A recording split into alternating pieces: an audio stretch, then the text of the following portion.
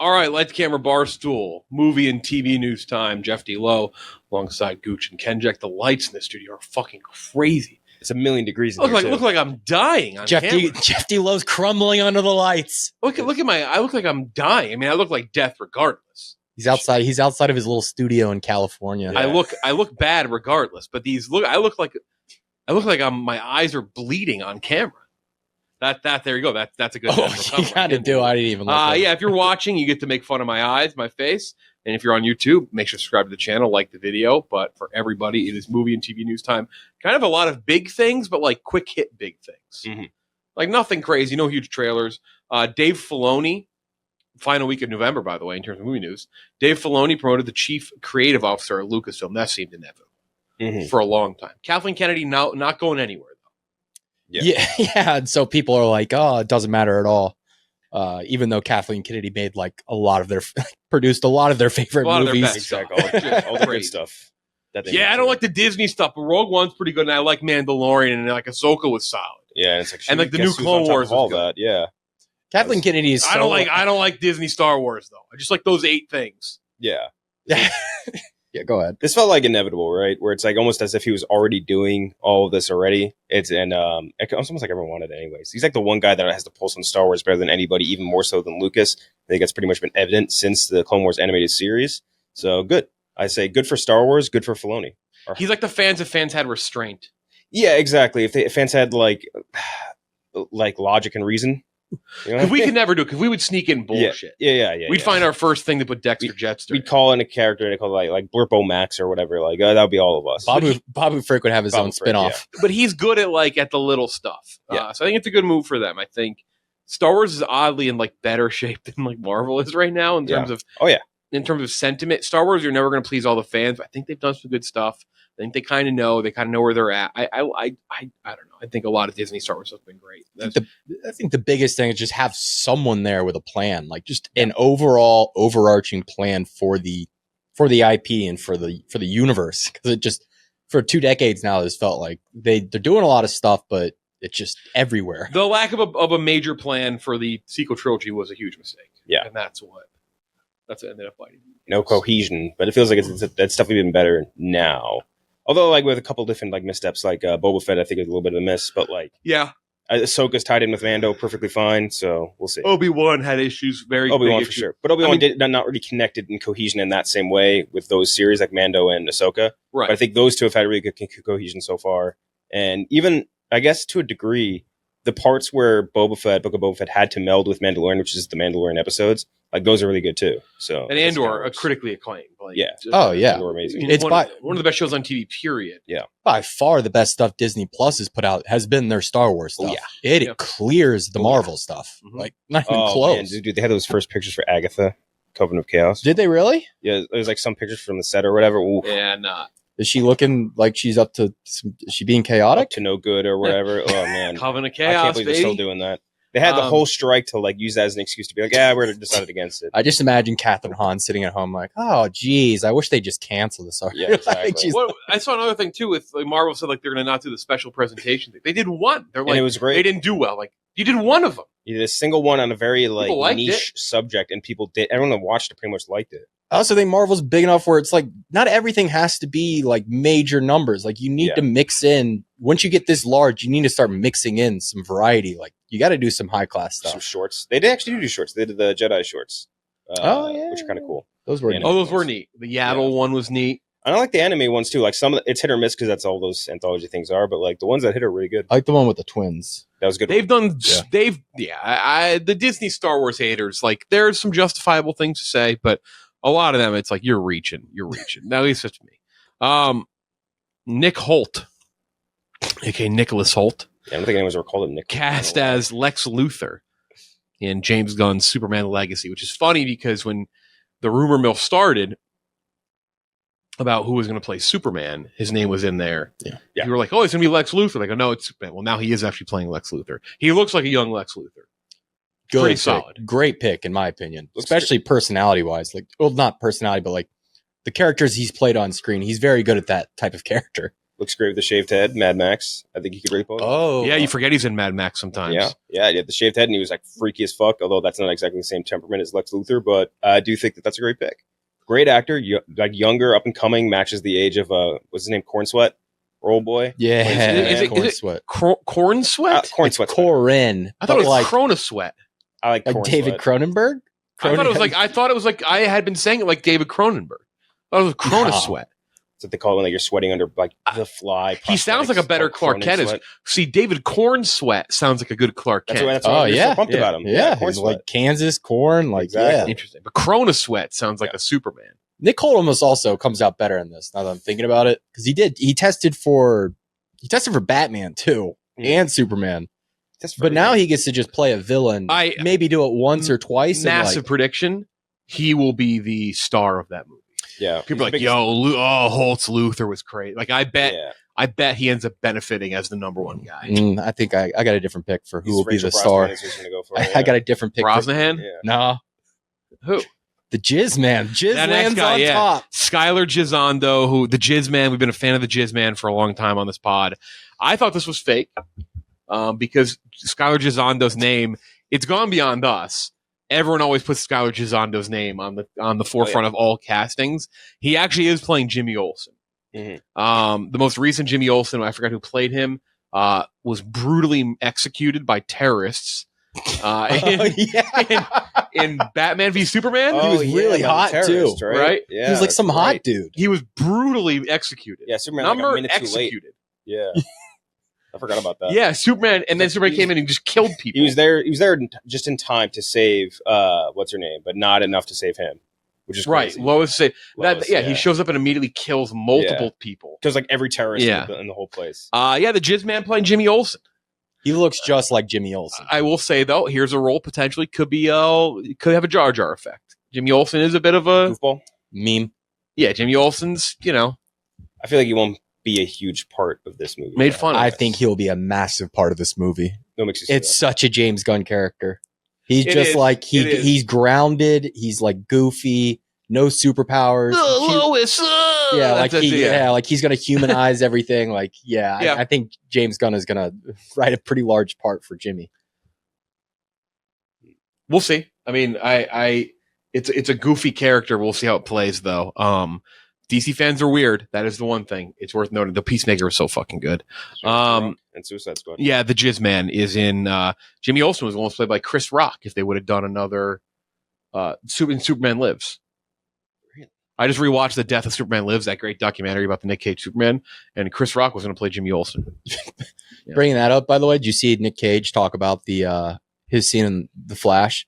Yeah, he doesn't seem to really remember doing it. First off, he says it wasn't what he shot. Yeah. He said he never shot any of that. It's also it's a horrible job at recreating what that Superman was supposed to look like a complete whiff.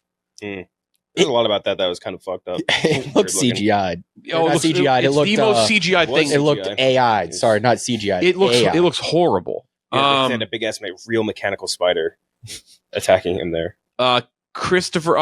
So here's some casting news from the other side. People not in things anymore. This is tragic. So we got a big screamer. Really. We got a screamer in here. Not anymore. What do they call you? Actually, I am OG Screamer. What are Scream fans called? I don't know. Ghosties. Ghosties. No, that's like Ghost or Ghostbusters. Screamies. Oh God, that just makes it that so sounds lame. Perfect. We don't need nicknames. Scream fired Melissa Barrera. She had some social media posts. It's a big poster about some, I believe, pro-Palestine stuff. Yeah. That were taken into question. I honestly couldn't really find exactly what she got in trouble for. She posted like nonstop. I was reading through the post. I didn't really see anything that was like nothing that stuck out. Like a lot. Not to get all into what's going on over there. Obviously, it's pretty horrible. But when you see someone say shit, you're like, that's gonna get there was nothing. I may have missed it. Whatever happened, they didn't care because they did fire her from Scream. I saw like 20 different, that exact feeling is what I saw after reading like 20 different Amy Schumer posts. Not after reading any of those Barrera ones. I was surprised. Pretty I don't like anybody dying posts, and I was like, I don't know why Schumer's got nothing to get fired from. Is the issue? That's also very but yeah, no, those posts. I think the one that got called into question, I think the most was like she insinuated she pointed out like Western media's coverage of the whole situation. And I guess some people took it as an insinuation that she was saying like Jewish people control the media, like continuing that stereotype. Yeah, I mean, I guess if that's a leap that you feel comfortable taking, I get that. It was kind of like one of those things where you have to. That's how you have to interpret it, but it can be interpreted a couple different ways. So she was canned from Scream 7. Excuse me, 7. We're on 7. Jenna Ortega also exited the film. Those are conflicting reports on why that happened. Yeah, they're like, it happened a couple months ago, but then they just report that. Which the timing is, that's rather insane timing. Not leaking, until just now seems odd. It just happened to come out when you fired the other main person in the movie. Yeah, and the reports were either not paying her enough or conflicting schedule with Wednesday. Which they already did not pay Neve Campbell enough to come back to her fucking franchise. I would like to, I respect their consistency of like, we're just not going to pay anybody. Like, all right, well, if you're unfair to everyone, at least. Okay. Yeah. I wouldn't be surprised if it was money. I mean, obviously Wednesday, she's significantly better too in every possible way. I don't know how they do Scream 7 now. Scream 5 and 6 I don't know. Like are just completely, they're the Carpenter sisters. Like that is like the build up to Sam's storyline. Dates. I don't know. You don't do it. You're dead. I don't think they can do it. You got to back to Dewey or whatever. Fucking Dewey's dead. I know, but you got to do something. Dewey's kids. Yeah. Ugh. Dewey doesn't have kids, does he? No. He has a bastard. All right, let's not pretend that they can't stretch some things in this universe and make some things. Make Gail the main character. She's never been killed. She cannot be killed. She's indestructible. Mm-hmm. That woman gets stabbed 5 times. Gail. Honestly, I just say you don't go any further. Have you guys seen the Gail memes? The Walmart lady. What? The Walmart lady doing the sign off for her? Love Gail. Yeah, I love the Walmart lady. Yeah. They're so funny. They do like the full like patriotic send off thing. Yeah. Like, her with the Lady Gaga album. Kills me. So People said they were sending shopping carts down the aisle. She walked out like flyovers. Yeah. They're incredible. Very, very good. Christopher Nolan, this is I like this a lot. He's not doing Bond. Which I'm happy about because I don't believe it would have just been one, and I think for me, I think he is one of the very few people, and he just proved it with Oppenheimer, that can still do a big, mega blockbuster moment release about kind of anything the fuck he wants. Mm-hmm. And I'd rather him do that and have someone else do Bond. His Bond would be amazing. It'd be a great fucking Bond. Yeah. It'd be cool as shit. But I'd rather him release his next Oppenheimer than do something that other directors have done well and can do well. Yeah, that's fair. It's hard to kind of quantify because like I miss really good espionage movies and I feel like we haven't had them in a while. And I think they've been replaced by movies like John Wick and stuff like that, where it's like, oh, we need to build out this whole assassin world. It needs to be hyper-violent. It needs to be this. I kind of miss really good espionage movies. And obviously like Nolan would crush that. All of his movies, even if like you don't think of them really as espionage movies, like that's all really Inception is. Yeah, Inception is just yeah, and like Tenet is too to a degree. Like all these movies kind of like flirt that same concept. So like I would love for him to do it just because it would kind of revitalize this genre, which has been, I don't know, just hasn't had a great movie in a while. So I would love that. You're right. They all want to be Wick. Exactly. And they've shifted at that whole, the desire for those movies has moved on to a different like sort of thing. I guess the landscape kind of changed there. But I would love for him to do it, and I would still love for him to do it. But if like he wants to go do another sort of more conceptual thing, like an Interstellar, Interception, whatever, or if he wants to do another fucking biopic, I don't care. He's Nolan. He's the biggest unicorn in all the movies, so he can do whatever he wants. Yeah, I think we'd all love to see him do one. We just don't want it to eat up the back third of his career. And I don't think he would just do one. I really That's the problem. Yeah. I don't think the Broccoli's will let it happen. I think the Broccoli's are tough. Dude, I think they're the biggest hard ass producers in like the world. It's hilarious that they have like a vice grip on that IP. Yeah, and I'm sure they want one actor and probably one director to stick through a full storyline. Which I think if do like Inception Light, would it be like James Gray or something? Like if you're to do like have Nolan do one, then Gray do two, and then like and who's another like kind of Nolan-ish guy that could do a third like. I don't know. You could do that, I think. McQuarrie, but McQuarrie does Mission Impossible. So locked in on Mission Impossible. Yeah. And that's like a different style, too. I don't know. Tom Cruise would kill McQuarrie in his guest bedroom. I mean, if Tom Cruise could be Bond. If they live together. Yeah, if he did move on to Bond. Nolan did make a big point about blockbuster movies, though, and franchises. He does say they're needed, which is great. Yeah. I love that quote. Can we pull that up? Yeah, pull up the exact quote. But he talked about how they are needed. I mean, this man did 3 Batman movies. Like he's aware. Like, but they are important, and that's that. We've gone to a point in movie discourse where it's a buzzword to talk about franchises and tentpole stuff in such a negative way, where that is just ridiculous. Like, you need them. Like, you still need this form of entertainment, but it's like it's the endless like another non-original Hollywood. You can have that. They can exist and they should exist because then you can allow for other shit. Exactly.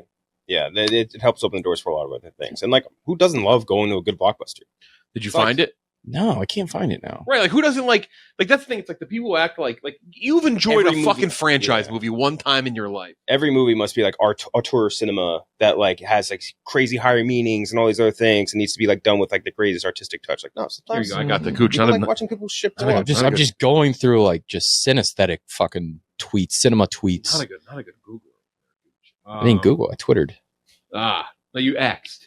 No one has ever said that. It's the most. I was talking about this. I put it somewhere the other day. Somebody corrected me, like, you mean X? I go, no.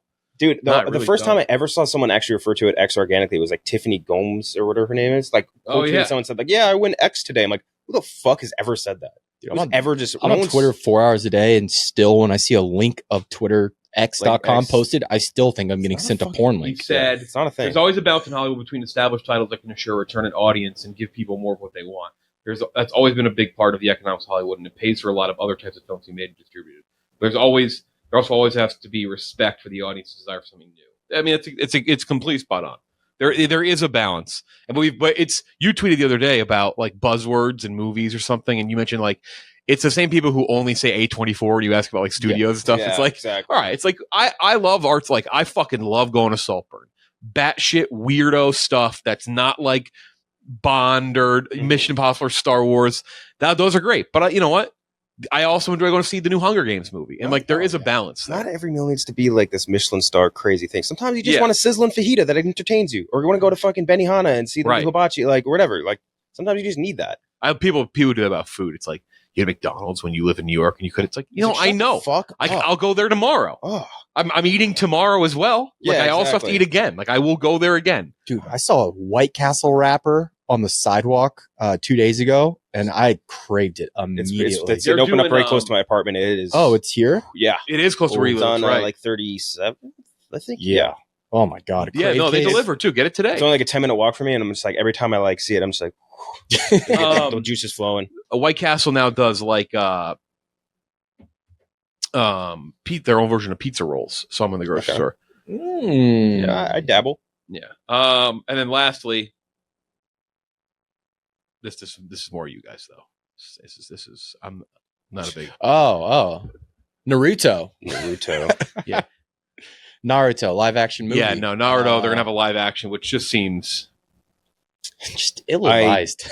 I don't understand. Like it's like you can't make a good like ninja property or whatever, but like there's just do a ninja movie. Why does that have to be Naruto? Like, how do you make that? Like, it's like kid ninjas fighting each other and shit. Like, it's just, I don't get it. I don't see it.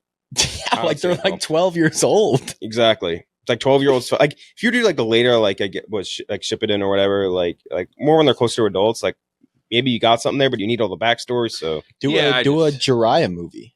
Jiraiya Tsunade. Yeah. What was there? 3 people and Christina Hendrickson as Tsunade. Bonk. And who's the snake dude? Orochi. Yeah. Do that when they're in their 20s and 30s. But yeah, no, kids, like kid ninjas, what are we doing? That's not something. That's something like I feel like Japan will do a lot of live action anime adaptations, like that shitty Fullmetal Alchemist one. Oh yeah. They just never work, and I don't really get it. And again, I'm hesitant because of how good the One Piece turned out being. I feel like it just broke my brain where I'm like, oh, maybe this couldn't work. And we'll see like there's other. I mean, obviously the Avatar thing is a huge. That I will say, if One Piece and Avatar end up being good, that's pretty wild. Yeah, agreed. Yeah. Kind of. If somebody laid out in front of you, here's One Piece. Let's say Last Airbender's good. Avatar, One Piece, which for me I can't have as much. Like I've watched Avatar. Yeah. And then the third one I did watch, Cowboy Bebop. If you said what's going to be the best of 3 hours, I said let's Cowboy Bebop. Yeah. That sure. seems it's the easiest to do. They just shat themselves. It's just sci-fi. They're like, hey, you know the first part of Cowboy Bebop? How about we just like expand it? Like take the dialogue and just add more. They should have do it word for word. You're better off doing it 1-for-1 than trying to think you could expand on it. Stupid. That's it for movie and TV news. Make sure if you're on YouTube, subscribe to the channel, like the video. Not a ton, but some mildly hefty things here and there. That's it. For Ken, Jack, and Gooch, I'm Jeff Filoni. Talk to you next time.